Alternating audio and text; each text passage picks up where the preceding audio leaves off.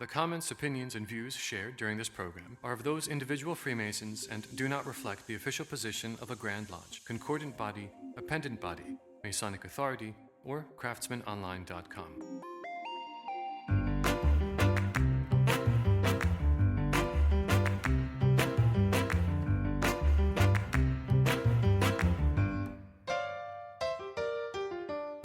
Welcome to the Craftsman Online Podcast, the only 5-star rated Masonic podcast endorsed by the Grand Lodge of New York. Hey, welcome back. It's Right Worshipful Brother Michael Arce, and you've joined us for an episode on belief in deity. And honestly, this episode is the byproduct of a few conversations with our guest, Dr. Jonathan Kopel, a neurologist who is doing his residency here in the nation's capital. Welcome to the Craftsman Online Podcast, Brother Jonathan. Thank you for having me on here. And Jonathan is well-traveled here in the Grand Lodge of the District of Columbia. He is now a new affiliated member of Potomac Lodge number 5, but I have seen you here at my lodge, St. John's Lodge number 11, and you've traveled to the Colonial Lodge, and you are just an example of a traveling man who joins us from the grand jurisdiction of Texas. We're into the second episode this season on the whole discussion of the petitioning and how to become a Mason. In the first episode, we talked about the question on the belief in the immortality of a soul. For this episode, I gave you the assignment and said, hey, let's talk about the whole deity and why we are asked, do we believe in God, higher power, grand or supreme architect of the universe? Why is this question such a landmark question in Freemasonry, in your opinion?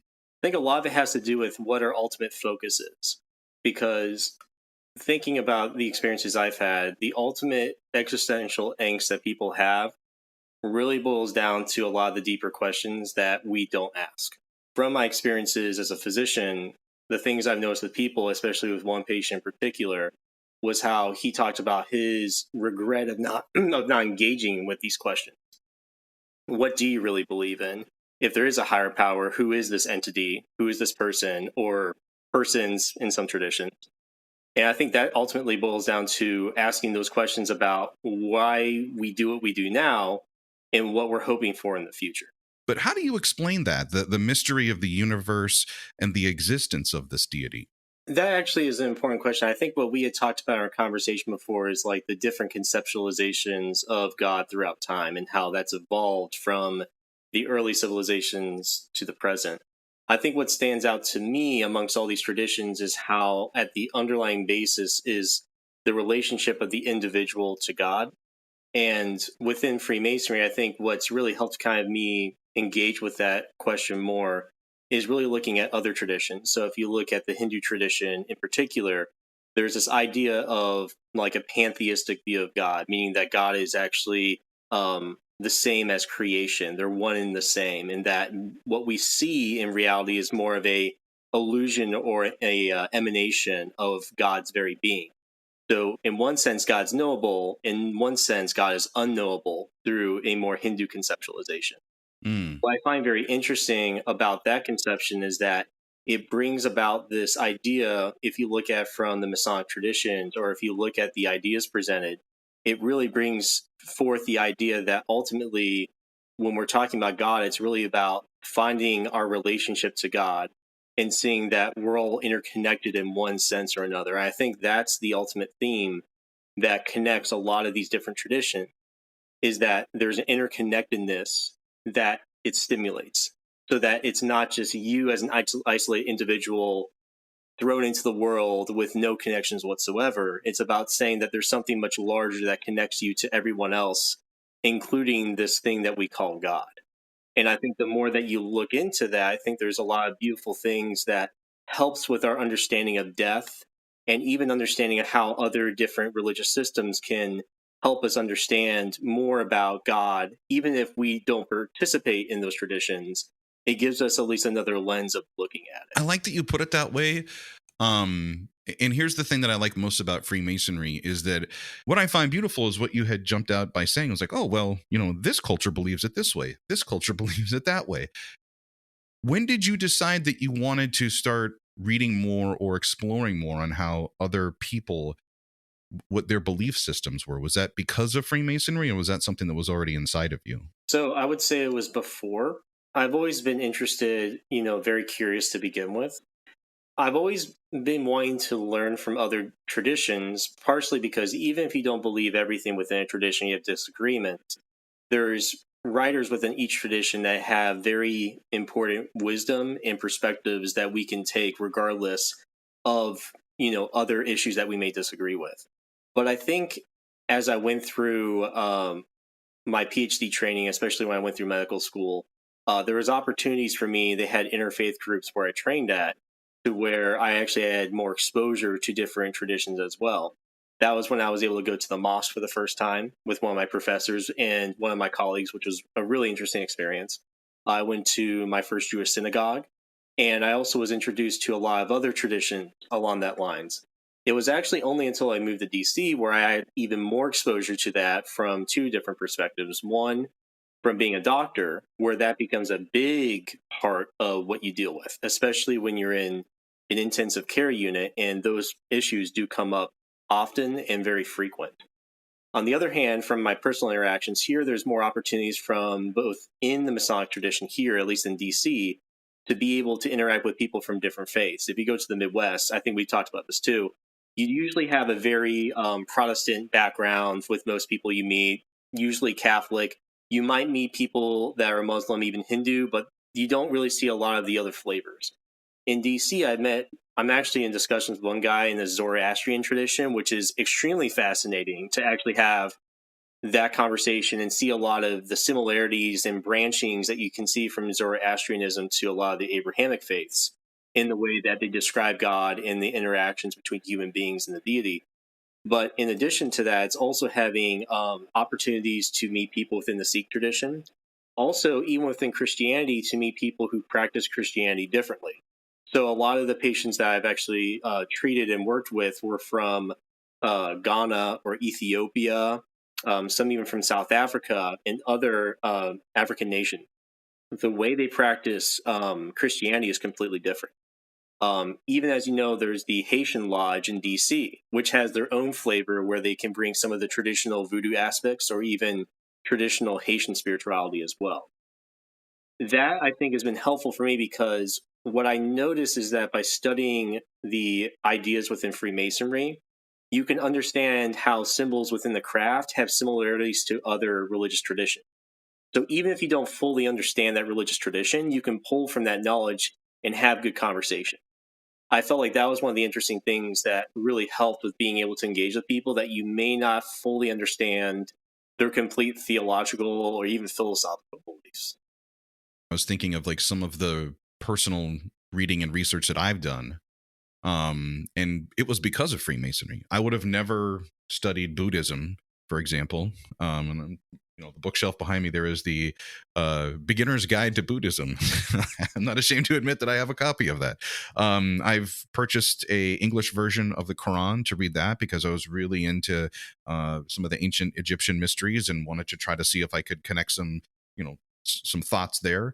And because of Freemasonry, I've done this because I wanted to know more of the story than just the one flavor that I've heard for most of my life.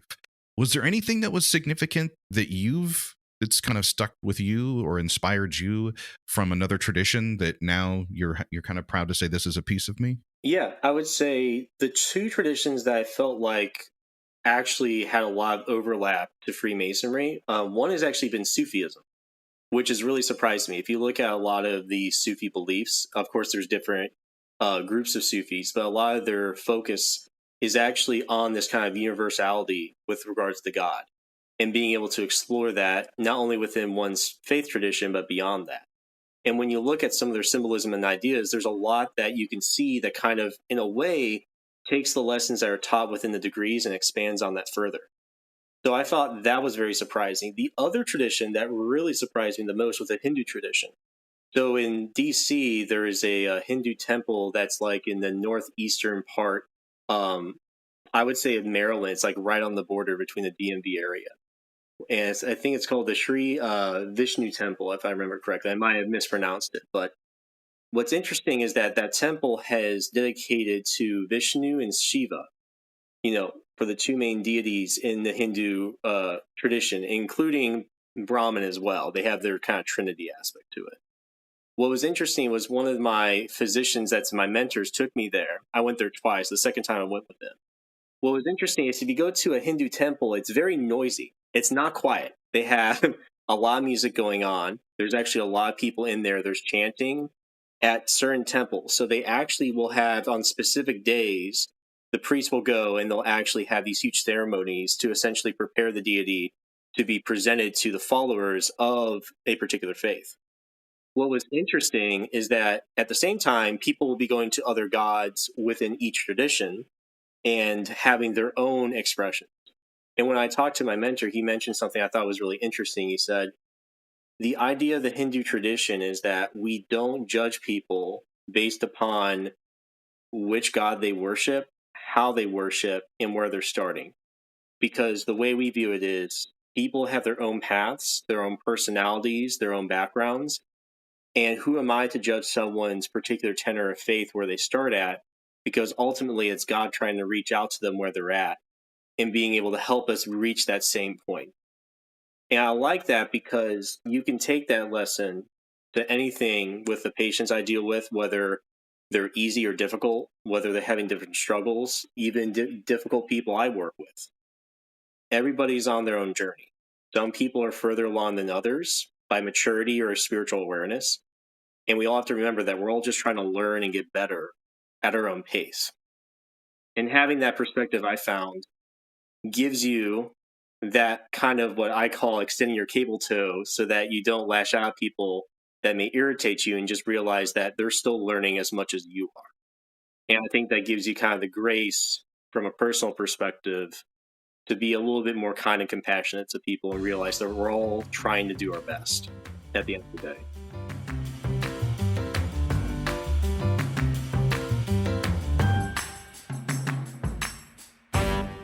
The Craftsman Online podcast is now sponsored by BricksMasons.com, our favorite destination for all of our Masonic shopping needs. Whether it's apparel for yourself or a cool gift idea for another brother, make BricksMasons.com your online marketplace where tradition meets innovation. Hey, this has been a jacket that's been popping up on my Instagram feed just about every day. I gotta get one of these. It's the Master Mason Blue Lodge Bomber Jacket. I dig it because it's a cool look of style and symbolism. It's made out of polyester. It features a printed design showcasing the iconic Blue Lodge emblem with a variety of different color panels and styles. It's really cool looking. Get yours for those cool summer nights when you wish you had a light windbreaker or rain jacket. Visit BricksMasons.com and explore their extensive catalog. Elevate your Masonic experience with style and substance. Plus, Craftsman Online podcast listeners use promo code CRAFTSMAN, that's CRAFTSMEN, at checkout to enjoy free shipping with your first order.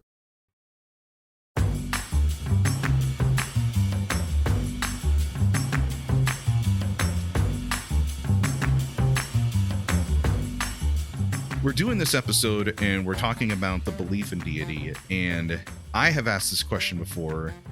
I wanted to get your answer because the one that was given to me is kind of a three-parter. But why is it important or almost necessary for a man who has an interest in joining Freemasonry to believe in deity? I think it has to do with the fact that if you look at the idea of the letter G, when you think about that, the one aspect is we always say it's about God. The other aspect that talks about geometry, and there's this whole spiel that talks about geometry from a very analytical perspective, right? But it was only until later on I started realizing that it's not really the physical geometry it's talking about, but it's talking about the geometry or the inner structure of your person, right? So as a neurologist, it kind of makes me think about how do we understand the different layers of who we are from a physical perspective, a spiritual perspective, and other perspectives as well. And I think that in order to understand yourself, you need to understand not only yourself, but God. And that can only happen if there is some type of relationship there. And I think that to understand yourself is to understand God. So in other words, it's about having that belief in deity in a two kind of way. Communication helps you to not only understand God, but it also helps you to understand yourself. So I kind of view it as a way of if you don't have a belief in deity, it's sort of like you only have 50% of the reality that you can perceive and that the awareness of what you're expecting to see. So in other words, is that if you don't have that belief in deity, you actually limit the questions and perspectives you have before you've even begun. The answer that I got, it was a 3-parter. And not to sound like a parent, but when I said, why is it that we have to have this belief in deity? And the brother looked at me and said, well, it's because that's what we're told, which it is repeated several times throughout the degree process. Like you must profess this belief, you must accept this. But it's not going to work out for you if you don't have a belief. You don't have to be the person that sits in the front row or the first pew at church. You don't have to have chapter verse memorized, but you at least have to believe that this exists. Because if not, everything else that we talk about in Freemasonry, all of the other wonderful lessons, they're really going to miss the mark. You're never going to get that full connection, as you were saying. So I like that you said the 50% part of it. The other two are kind of my spins on why I think it's important to have that belief in Freemasonry. One is that it's a testament that you believe in something bigger than yourself. So you don't have the I'm a god factor. You believe that there is a God, that there's something that reigns supreme over you, and that you answer to that person, to that belief system. The third one is really important because Freemasonry is all about obligations that we take as we go through the degrees. And how can I trust you if you can't put your hand on something and say, I swear to believe to do this, this, this, and this, if I know that you don't believe in the existence of that thing? I can't take you for your word because I don't know. Maybe it's actually more about, from a spiritual perspective, that because, everyone takes obligations, like even within the medical field, like we take obligations, but it's not as much as you taking the obligation per se for some organization, but it's about your relationship to God. Like that's one of the things that, in the degrees, they have a time for the candidate to pray to whichever deity or God they believe in. Mm-hmm. It's really about that inward relationship aspect of things as much, because those obligations are much more about your walk with God and the way that you try to manifest what it means to practice what is good. Beautifully put. And it kind of leads to the next question that I wanted to get to, where we talk about one of the necessary requirements of being a Freemason is you have to be freeborn. We've had this discussion on other podcast episodes, but just to catch a listener up who may not be up to speed, our listener on this one, it's not the idea that you weren't born a slave. It's the life, liberty, and pursuit of happiness. That's the best way I would describe being freeborn. So what I'm curious with, Jonathan, is how the modern day process of theology, how does that apply to understand when it comes to the role of like self-determination? Like we make choices in our spiritual and everyday life. That kind of leads to a hairy conundrum theologically, especially because then you start getting to conversations on free will, predestination, pretty much everything about what it means to be human, right? So you have in the Christian tradition, like traditional Christian tradition, I'm talking about like modern day Protestant views. A lot of times if you go to a church, they'll say that God has perfect foreknowledge of the future. In other words, it's like God understands everything that can and can't happen, essentially. There's other people that will say that God is holy, in the deist perspective, they'll say God makes the universe and leaves it alone and everything just runs to its whim and there's no personal impact that it has to it. So that's one element to it. Some people, like I mentioned, the Hindu tradition, they view it as God and the universe are one. It's more of this relationship of understanding that everything is one.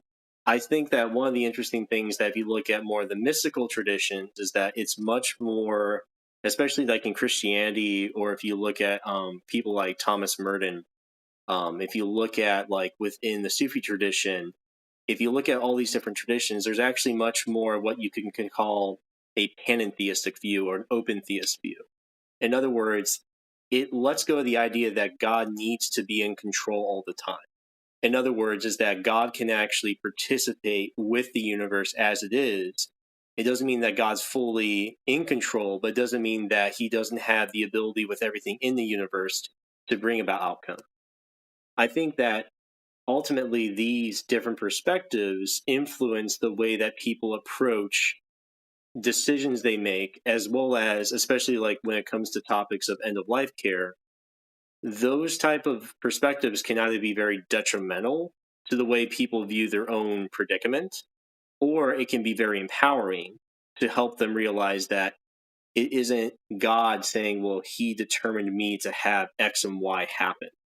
Because if you really take some of these perspectives, they can give you these interesting conundrums where they essentially make God the perpetrator of everything that is bad, which is very interesting because then that leads to a lot of uncomfortable things, especially as a doctor, where you're like, well, I have this patient here, he's 18 years old, he's relatively lived a straight life, there's nothing that he personally did morally, but he has sickle cell anemia, or he has a really bad cancer, or, you know, he just lost half his family in an accident and now he's dealing with his own medical problems. Like, it leads to this idea that in a way God is almost the instigator, or if he did know about it, he didn't do anything to prevent it. It leads to a lot of this angst that you can see in people. Also, it leads to interesting questions too, because if you talk about the idea of miracles, especially in the medical field, when those are brought up, it also leads to the question, well, why does this person get a miracle and I don't? Did God, for, you know, like how does God make that determination then? So, you know, it leads to a lot of these interesting questions about God's, what people would say, sovereignty. So the view I would take is more of an open theist view, if you want to put it that way, or much more of a panentheist view. And to kind of simply put, it's more of an unfolding aspect of reality when we talk about the Big Bang and creation to the present. It's much more about God being a part of this unfolding reality of ours from the beginning of time to the present, and working with each of the circumstances that comes up to bring about the good. And sometimes bad things do happen, but with all the interactions and possibilities that are available, God can interact to help things go on the ways that he wants and still be able to use things like in the medical field that are bad, but still have something good happen. And I always think about from the symbol within the lodge, a lot of lodges see the pictures of the checkered pavement. It's a reminder that you can still have a stable foundation and still have a path forward, even with the good or the light or the dark, the evil and the bad in life can still come together to form something that is good. And so I like to think that God is much more like that than simply determining every single thing that happens in your life. You have written extensively on this topic, which is why I knew this would be a good fit. And you and I have had several conversations on deity and faith and belief systems and values and traditions. And I knew that this would be a great episode. One of the things that is fascinating is you mentioned that there's the big answer that we're all trying to figure out what it's all about, like what happens at the end, and how science and technology now, especially with like AI, are the modern tools that man is using to really explore the existence of God or deity. Jonathan, in what way do you feel that God is leaving like a little breadcrumb trail for us? We talked about, I do remember this was a big part of our discussion. Like he wants us to find him as the creator. He wants us to seek his love. In the past, I probably would have said something along the lines of, well, if you look at creation, you can see aspects of that kind of manifestation, right? Like that's like the classic Protestant view, right? Like, okay, you can, you know, Paley's argument, the whole deal, like you look at creation, you can see something. But as I've actually practiced medicine, what I've actually found is that you can actually understand more about who God is in other people. It's the relationships that you have, because the lessons that I've learned as being a doctor, it's not always about the technology. It's not always about anything else. It comes down to simple, basic human relationships. Because at the end of the day, I can scan your brain through an MRI. I can CT scan it. I can put contrast through it. I can do all these tests. No neurologist can tell you what you're thinking in any of those images. They can't tell you who you are. They can't. They can look at your central nervous system. What's interesting, though, they can't tell you any of that. They can't tell you your past, your future. They can't tell you what you ate this morning. They can't say anything. So the way I see it is that it's not just one angle. It's by realizing that the way God operates is on multiple different levels. I like to think about the Hermetic principle, as above, so below, right? God has given us enough experiences in creation, in the world that we exist, that we can understand from those experiences and what we see about the richness and what lies beyond. In other words, that God gives us these pointers to give us indications about what exactly is God like? What exactly would different realms of reality look like? What things can we be surprised by? It reminds me of, like we discussed too, about the symbol of light in Freemasonry and how there's different colors and whatnot. But what's interesting is that in the electromagnetic spectrum, there's a lot that we do not perceive. There's just objectively a lot of things we don't perceive. In fact, as a neurologist, one of the things that I find crazy is that I believe it's every 7 years you actually have gone through, like, from metabolism, from all the processes in your body, you have recycled all the stuff in your body already. So you're not physically, you're a different person in 7 years. In other words, from all that, from all the cells dividing and everything, which is a wild thought, right? It's a wild thought to think about, right? That's why the Buddhist idea of impermanence is interesting, because it says, well, what is it that makes you you? And while you're laying this out in my mind, I went to the movie The Matrix, and the scene that I'll never forget is when, our hero Neo finally gets up to the architect, and he's sitting in there with the room with all the TVs, and he's like, "You're not the first version of you that's ever walked in here before. Like, what makes you think you're so special?" And it was like, talk about deflating the tires, man. Like, it was just like, even as just sitting there in the movie theater, I was like, wow, like Neo just got zeroed out. Like, no one could hurt him. No one could punch him, but the architect just dropped him down a level. So with that rationale, just thinking about it that way, I was like, he's leaving us these breadcrumbs. He's putting very talented, special people on the earth that are asking these questions, that are seeking this knowledge. As you mentioned, like everyone from like artists to scientists to just everyday folks, we have all got this like special little gift that's inside of us, right? And he's put that seed there because he wants us to know. He wants us to find him. And if for some people it's like, for me to be able to believe, I have to be able to sit in a room and have that experience, or I need to hear it, or I need to feel it, or I must have some way to experience so that I know that this is real, because everyone is telling me to do this massively difficult thing, which is believe. And you can't just make somebody believe something because you tell them to do it. In the Abrahamic faiths, the belief aspect is really emphasized. But if you look at the mystical traditions, especially the Sufi tradition, they actually say it's a practice. In other words, they don't view it as you are meant to just have these beliefs and that's the end. They say, no, it's about you have to experience and find it. And I think that's the thing about faith I find interesting, is that what people are really looking for is not just to be like, well, I have these beliefs and I'm going to follow them and I will ride or die for these beliefs no matter what anyone tells me. What really matters and what people really want is something that is able to deal with the complexities of living and with all the changes that we're experiencing, especially in the modern world with the technology, globalization, all these different things. And I think that's why it's, to me, fascinating when it comes to faith, because when I'm interacting with patients, it's a very spiritual experience, because yes, what they're dealing with is physical. But the thing that I always try to emphasize, especially medical students, is that if a person wants to die on you because they've lost hope or they lost that will to live, their body will kill itself. Like, it will physically let go, because your body and your brain, I like to bring this up about the placebo effect, when we call the mind-body connection.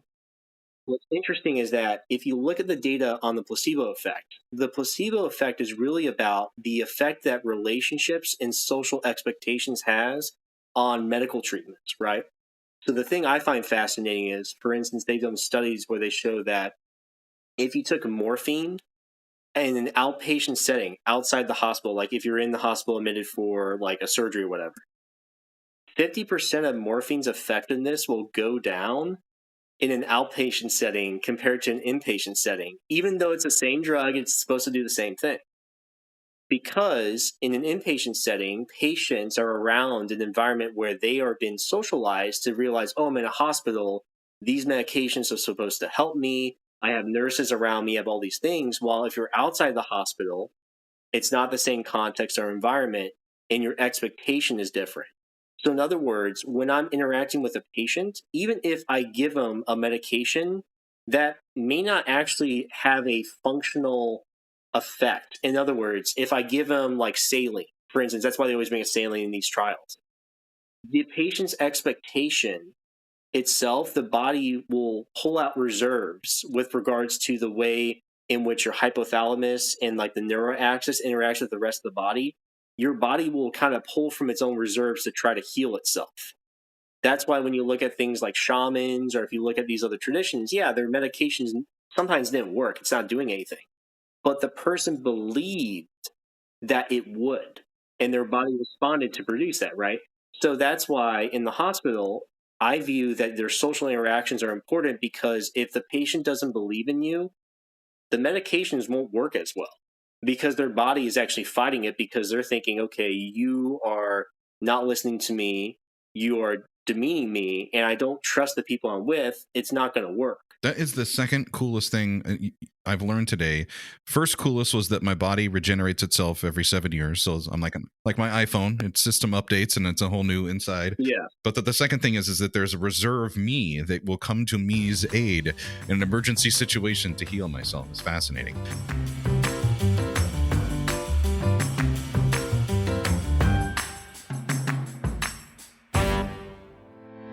Hey, it's Worshipful Brother Michael Arce. This summer, you can join Freemasons around the country in celebrating the bicentennial anniversary of Brother Marquis de Lafayette's final goodwill tour of the United States. Visit us online at craftsmanonline.com to view our extensive Lafayette bicentennial calendar. Now, this is featuring some really cool parades, Masonic events like history talks with Masonic historian and author and friend of the Craftsman Online podcast, Brother Chris Ruley, also the New York Grand Lodge Lafayette Gala, the Lafayette French degree that'll be taking place in the city, and so much more. Plus, at craftsmanonline.com, you can share your lodge's celebration or event and add it to our calendar. See what's happening this summer as we roll out the red carpet for the celebration of Lafayette's bicentennial, and add your event at craftsmanonline.com.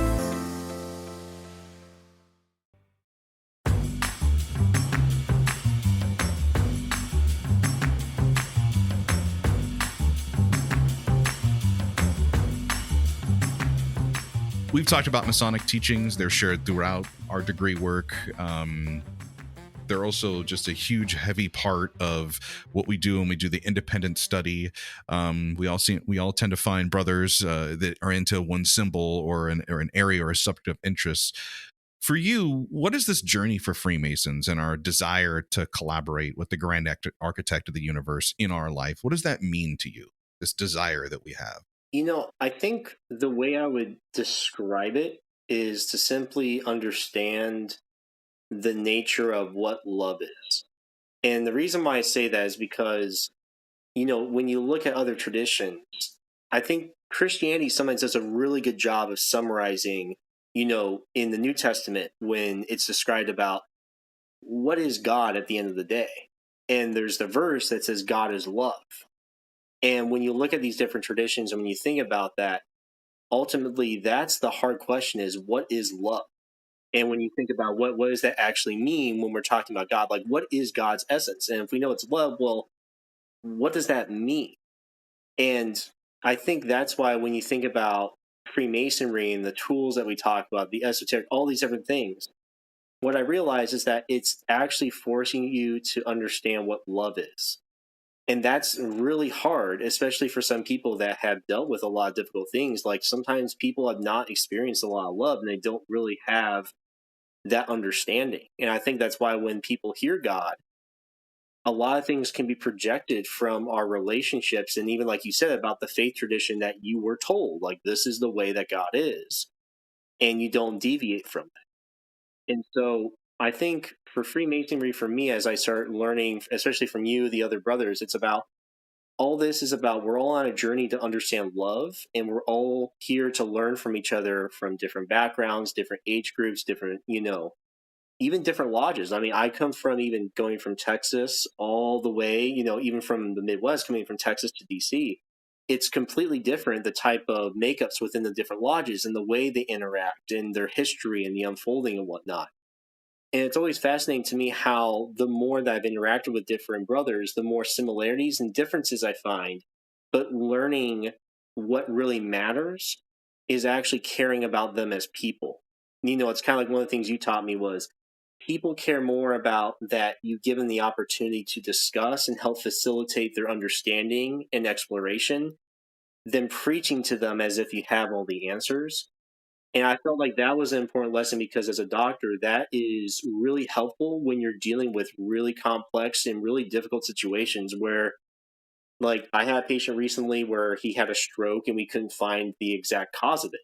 We gave him all this workup and everything like that, and sometimes we don't find an answer. In fact, we call it a cryptogenic stroke, which means we most likely have an idea that it was from some type of clot or some other type of vascular process that led to it, but the evidence there is gone. It should be there, but we can't find it, which is an interesting terminology. But I say that because when we lose sight of the fact that there's those difficulties that we can't always explain, we lose that sense of humility and being able to connect with people and to do our best with what we're given with. And you don't understand that unless you've actually been around people where you're forced to actually listen and learn from them. And you only do that when you're in large groups of people and putting yourself out there and not having to be the one feeling like you have to have all the answers. Because the truth is no one has all the answers.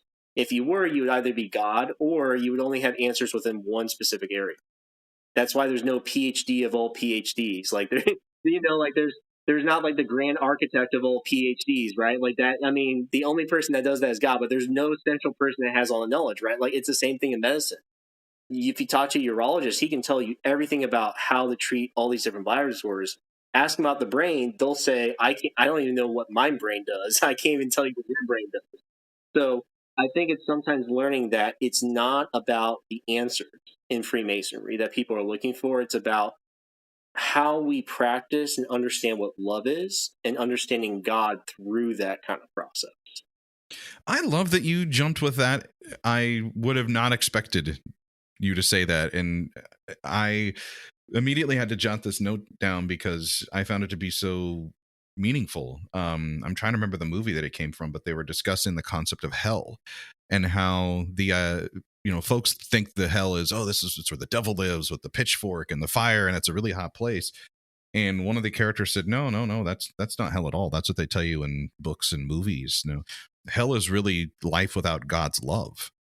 And when you say that, you're like, well, that sounds really simple to say, but think about it. When the relationships that we have with other people, when those end and that love isn't there anymore, you start to feel all kinds of desperate, scared. So you go through the whole gamut of pain. But isn't that interesting, though, the way you describe hell? Because when I did, because in residency, you have to do like 2 or 3 months of ICU, intensive care unit. For all the viewers out there, like intensive care unit in the hospital is usually people that are sick enough to where you need a one-to-one nurse. They're usually intubated. They don't have the ability to maintain their blood pressure to a certain extent. There's all these different criteria, but the bottom line is you're very sick to the point where you can die.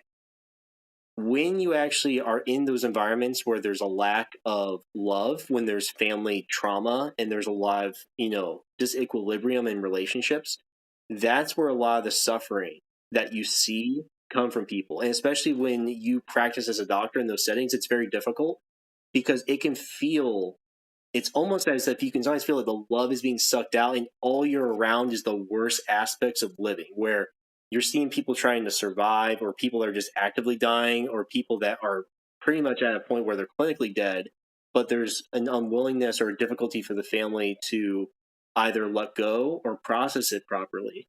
And when you experience that, that was the only time I really understood what hell felt like. And it wasn't like you said, like the way you described, it wasn't fire and brimstone, it wasn't anything. It was the lack of love and meaningful connection. And it's this terrible feeling where you just feel isolated and you just feel like there's no hope of something brighter coming through. And I think that gave me a perspective of what not only other doctors go through, but what patients and their families go through. It's that same feeling of what that kind of isolation does to a human being, even if there's other people around, when there's a lack of love, and how that impacts people. My thanks to Brother Kopel for making time to join us today on the Craftsman Online podcast. If you've enjoyed this episode, make sure you open up that Spotify player and follow us, or hit subscribe on Apple Podcasts. We have new downloads every Monday morning. And if you follow us on YouTube, something to look out for. We are now beginning to share the recording sessions of our podcast episodes. So make sure to subscribe so you can see the notifications the next time we go live. This is Right Worshipful Brother Michael Arce. I've enjoyed our time together. Until next time, let peace and harmony prevail.